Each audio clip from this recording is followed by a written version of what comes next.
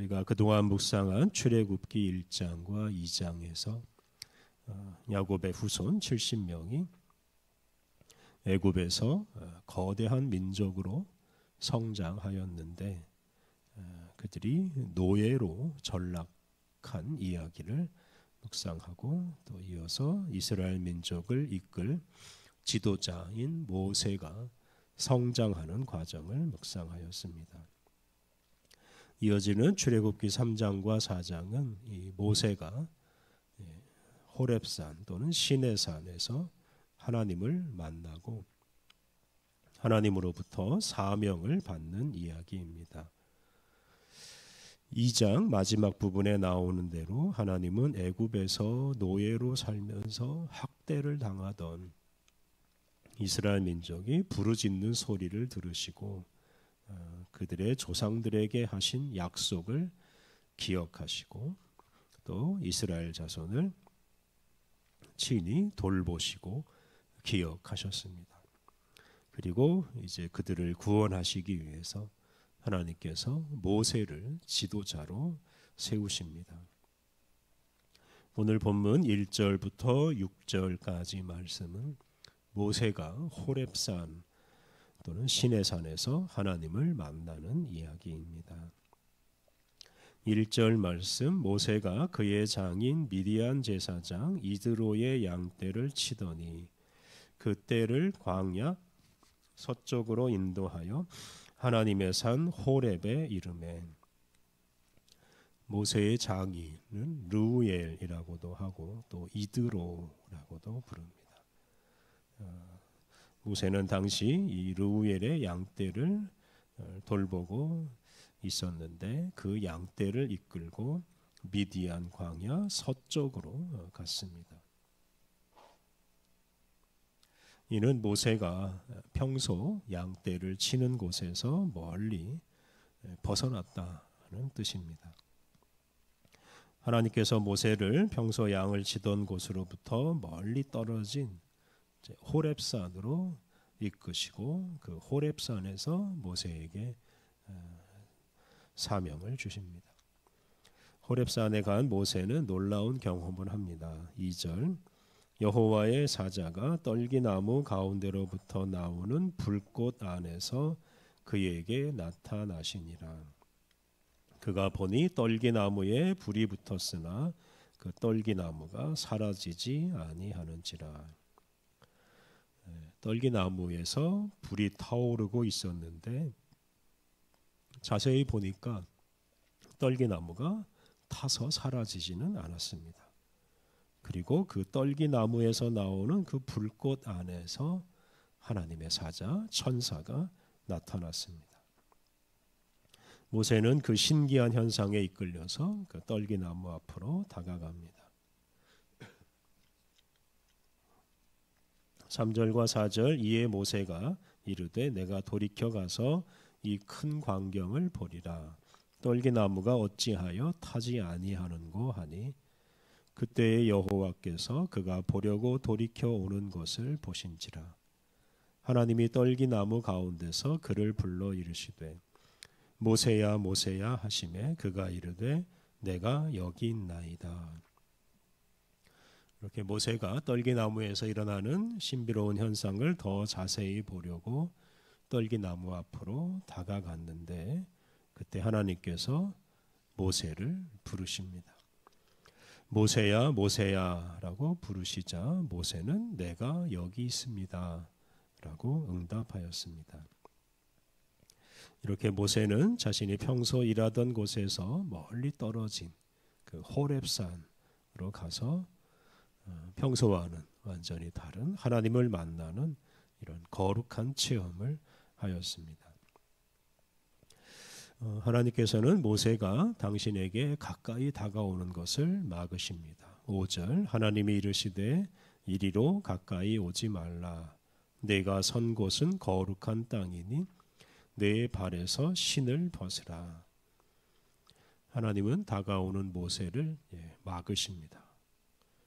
모세와 당신 사이에 모세가 들어설 수 없는 영역이 있다는 것을 하나님께서 일깨워 주십니다. 그러니까 이것은 하나님과 사람 사이에 메울 수 없는 그런 간격이 있다는 뜻입니다. 하나님과 사람이 얼굴과 얼굴을 맞대고 친밀한 교제를 나누고 하나가 되는 일은 오직 예수님의 은혜를 입을 때에만 가능합니다. 하나님은 또한 모세가 서 있는 곳이 거룩한 땅이라고 말씀하시고 그곳에서 신발을 벗으라고 말씀하십니다. 이렇게 조금 떨어진 거리에서 하나님께서 모세를 만나 주시고 모세에게 사명을 주십니다. 6절 이하 말씀은 모세가 하나님으로부터 사명을 받는 이야기입니다.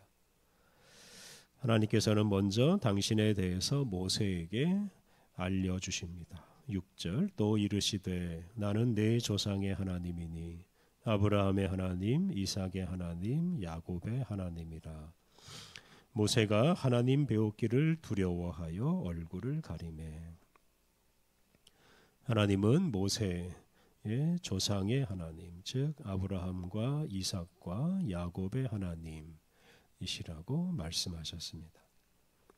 하나님은 아브라함과 이삭과 야곱에게 이스라엘 민족의 번성과 그리고 가나안 땅을 약속해 주셨습니다. 그리고 그 약속을 잊지 않으시고 이 모세의 시대에 그 약속을 실현하시려고 모세를 사용하십니다. 모세는 하나님을 배웁기를 두려워해서 얼굴을 가렸습니다.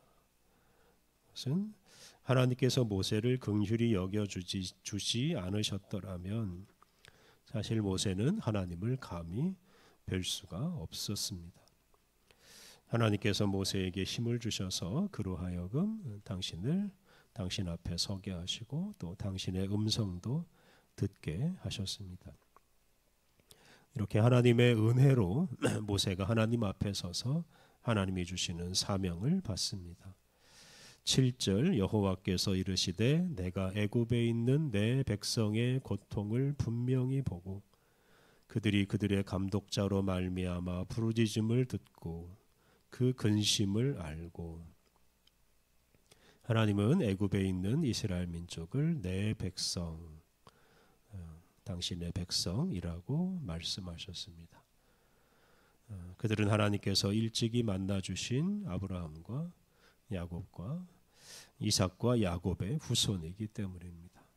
하나님께서는 그들이 부르짖는 소리를 들으셨고 또 그들의 근심을 다 아신다고 말씀하십니다. 뿐만 아니라 당신이 친히 그들에게 내려가신다고 말씀하십니다.